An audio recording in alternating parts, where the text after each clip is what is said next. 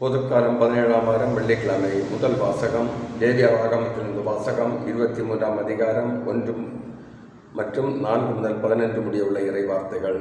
ஆண்டவர் மோசேயிடம் கூறியது: நீங்கள் சபையாக கூடி குறிப்பிட்ட நாட்களில் புனிதமாய் கடைபிடிக்க வேண்டிய ஆண்டவரின் பண்டிகை நாட்களாவன. முதல் மாதம் 14ஆம் நாள் மாலையில் ஆண்டவருக்கான பாஸ்கா. அந்த மாதம் 15ஆம் நாள் ஆண்டவருக்கான புளிப்பற்ற அப்ப பண்டிகை. 7 நாள் புளிப்பற்ற அப்பங்களை உண்டீர்கள். பண்டிகையின் முதல் நாள் சபை கூடும் புனித நாள், அன்று வேலை செய்யலாகாது. 7 நாளும் ஆண்டவருக்கு எரிபலி செலுத்த வேண்டும். 7ஆம் நாள் சபை கூடும் புனித நாள், அன்று வேலை செய்யலாகாது.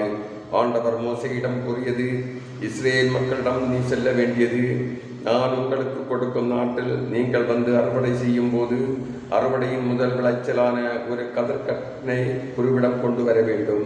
உங்கள் சார்பாக ஏற்கத்தக்கதாக குரு அந்த தானிய கதிர்கட்டுகளை ஓய்வு நாளுக்கு பின்வரும் அடுத்த நாளில் ஆண்டவரின் திருமுன் ஆரத்தி பலியாக்குவார்.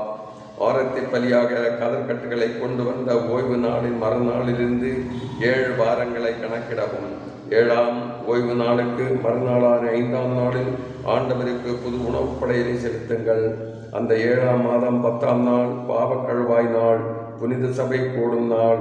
அன்று நீங்கள் உங்களையே தாழ்த்தி கொண்டு ஆண்டவருக்கு எரிபலி செலுத்த வேண்டும். 7ஆம் மாதம் 15ஆம் நாள் அன்று ஆண்டவரின் கூடார பெருவிழா தொடங்கிற்று. அது 7 நாட்கள் தொடரும். முதல் நாள் திருப்பேரவை கூடும் நாள், அன்று எத்தகைய வேலையும் செய்ய வேண்டாம். 7 நாட்களும் ஆண்டவருக்கு நெருப்பு பலி செலுத்துங்கள். 8ஆம் நாளன்று திருப்பேரவை கூடும், அன்று ஆண்டவருக்கு நெருப்பு பலி செலுத்துங்கள். அது நிறைவு நாள், அன்று எத்தகைய வேலையும் செய்யலாகாது. ஓய்வு நாளில் ஆண்டவருக்கு செலுத்தும் காணிக்கைகள், நேர்ச்சைகள், தன்னார்வ பலிகள் தவிர அந்தந்த நாடுகளுக்கு ஏற்ப எரிபலி, உணவு படையல், இரத்த பலி, நேர்மப்படையல் முதலிய பலிகளை செலுத்தத்தக்கதாகவும் சபையாய் கூடி அந்த நாளை புனிதமாய் கடைபிடியுங்கள். இவையை நீங்கள் கொண்டாட வேண்டிய விழாக்கள். இது ஆண்டவர் வழங்கும் அருள்வாக்கு. இறைவா, உமக்கு நன்றி.